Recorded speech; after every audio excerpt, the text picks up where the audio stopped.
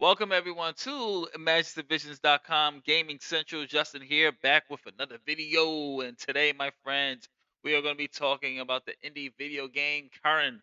And as always, I give you a brief synopsis. So let's talk about it, my friends. Here we go. Reach a summit never climbed before in the survival climber from the creators of Furi and Haven. Climb anywhere and plan your route carefully, managing your items and resources to survive the unforgiving Mount Kami. Discover what Aava is willing to sacrifice to achieve the ascent of a lifetime. Now let's talk a little bit about the story because in this particular game, it really isn't interested in telling you the story in a traditional sense. And that's for me one of its greatest strengths. You play as Ava, who is a climber attempting what no one else has completed, reaching the top of the summit of Mount Kami.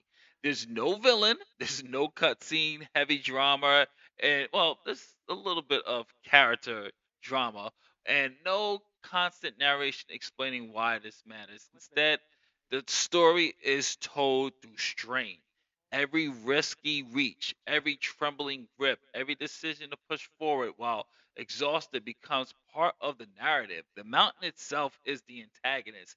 And the real question isn't can you reach the top? It's why you keep trying. And this game quietly explores obsession, solitude, and the cost of ambition without spelling it out. There's moments in here where Ava is really, you can see the real obsession with climbing. She's tuning people out. She has family, friends, her agent, everybody's trying to contact her while she's on this journey. And her only focus, her only drive is to get to the top of that blasted mountain.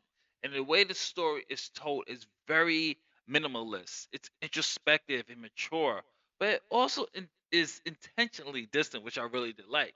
And if you need clear character arcs or that emotional exposition to spoon fed you what you're supposed to feel, this approach may make you feel cold, like the weather that she encounters throughout the game.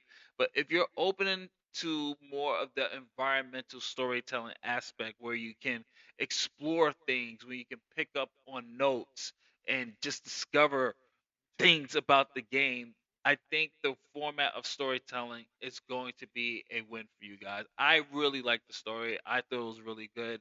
And there are some emotional beats and emotional arcs that Ava has to go through that I think a lot of people are going to be satisfied with this. But let's talk a little bit about the gameplay because this is where the game fully commits.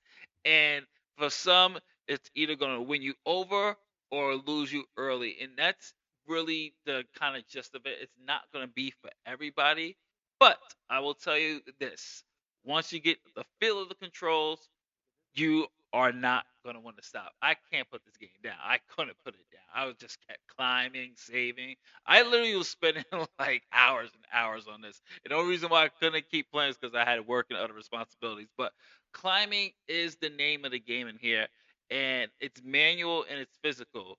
You don't press a button to climb. You place your hands, feet, and weight with intention. Every hold matters. Your stamina drains realistically. Injuries persist as you're climbing, and mistakes are punished not with instant failure, but with consequences that will linger. She does get hurt. Her body does go through the motions. This was very realistic, and what I really loved about this game is that survival aspect of it.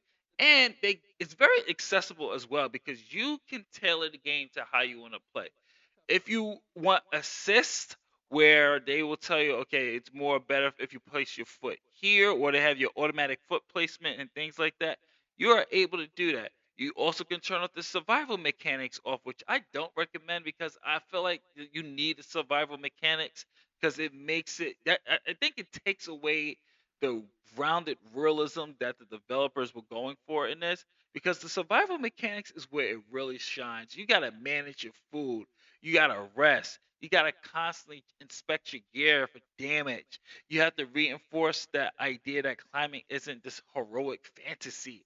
You have chalk, which will give her such better grips. And as you progress, Management of items is just as important of which step you're going to take climbing. I can't tell you the tense moments that I felt playing this game when I'm running low on rashes, or I finally found like this open spring or this kind of pond where fish was still able to be there, and I caught as much fish as possible, but I also had to sacrifice things such as meds just so I have enough to eat for the climb. It has so much decisions that you have to make, and it's such a realistic take on it. The survival aspect of this I love so much because you have to decide how you are going to approach this mountain, because there are various routes as well. They give you routes that would like you, if you use it, it's like a helpful tool, like, okay, this part of the mountain, this part will be a more easier climb, this part of the mountain will be the more bigger challenge here, where you have a lot more things to think of. You have a lot of equipment in here, like the piton that you use to climb brick by brick, stone by stone, and just climbing and climbing and climbing and climbing. And there's caves and things that you can explore as well to get other gist of other people who have attempted this mountain and failed. And I think that for me also was the part that made me really feel like, man, this is such a realistic take on climbing, is when you see the bodies. And I hope that's not a spoiler, but if you climb in certain parts of this mountain, you're going to see some bodies. You're going to see people who have failed. They're frozen bodies. Some might be still warm. Some might be skeletons. And they're leaving you notes and hints and clues. It's such a great game. I can't stress enough how much fun this game is. If you have a PS5 or PC, I highly recommend it just because of the love, care, realism of it. Now, I will say this: there are some moments in here where the game will get extremely frustrating, not just because of the survival aspect of it, which I love, but sometimes I will say, if you're doing the climbs manually, sometimes the climb and the I will say detection at times can get a little frustrating. But that's the beauty of the challenge. You have to monitor the temperature. You have items in there. She cooks as well. So cooking is a very important tool in this game as well, to proportion your rashes. If you're able to catch fish, you get to cook the fish. You can find flowers and plants and things like that that you can make things to help your climb and aid your climb much more. And you also are partnered with this robot drone or AI robot that's with you, that is that is in charge of your pitons and helps you create chalk and do a lot of the things in there. And your AI companion is just as important as well. And I just like gameplay wise, folks, it is a real treat, and that's why I said I really truly believe this should be a game of the year contender. I know it just started the early first quarter, but I truly believe this is like a game of the year contender. But let's talk a little bit about the graphics, because it's visually restrained, but it's definitely deliberate. The mountain environments are stark and it's imposing and believable. It uses some really great use of colors here, especially at night. Here, we also have a flashlight, by the way, or like this lighting source. The Rock's face is massive. The Rocks really do feel massive and unforgiving, and not stylized through your playthroughs. There's a quiet beauty, believe it or not, to the landscapes. If you look at this shot here, of me panning, it is a gorgeous looking game. It has, I think, a little hint of cell shaded graphics in here, but I think it works very, very well to really capture this mountain of Mount Kami. And it isn't like this graphical showcase on a technical sense, but the art direction knows exactly what it wants to be, and nothing feels wasted or overly cinematic. It's not trying to be like one of those games that's just heavy on cinema. It's just at its core, just this raw rock climbing game. Now, as far as the sound design goes, there's a couple of voice actors in there that I thought they do a very good job. You have the real sound effects here are like the wind howling, the rain, the rock scrapes, the breathing, the pain that she feels when she fails at a fall, just the laboring of breathing, just the silence. It's not that much music in this, and I think that's what is very good about this, because music is used very sparingly here, and that makes it really feel like you are climbing. It's letting the environment build tension. It's letting the environment calm you because you'll hear the waterfalls, you'll hear the rain, you'll hear the wind blowing. Like I said, it's a very well done in terms of sound design. Now, as far as replay value goes, it doesn't rely on content volume for replayability. Instead, it leans on mastery, different routes, higher difficulties, self imposing challenges, and simply proving yourself that you can do this.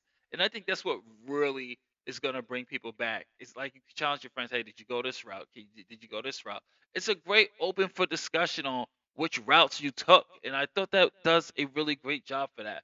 But my friends, we are going to level up right now and let's talk about the rating, my final rating, VI, the Imaginative Visions Powerball. So let's give you a score here. I am going to give this a level up, my friends. This game is not for everyone, and it doesn't try to be. Its deliberate pacing, punishing mechanics, and understated storytelling will turn some players away. But for the rest of us, this might be game of the year contender. Like the idea of just managing your items, just delivering this rare experience, and one that's physical, personal, and it's very earned. It falls short of my max power up due to just the accessibility frictions from time to time, and just a little bit of graphical hiccups from time to time. But my friends, this is a must play game. Highly recommend it. This is Justin from ImagineDivisions.com. If you like what we do here, don't forget to like, share, subscribe, hit that notification bell, and visit ImagineDivisions.com for the written review later days. If you've ever done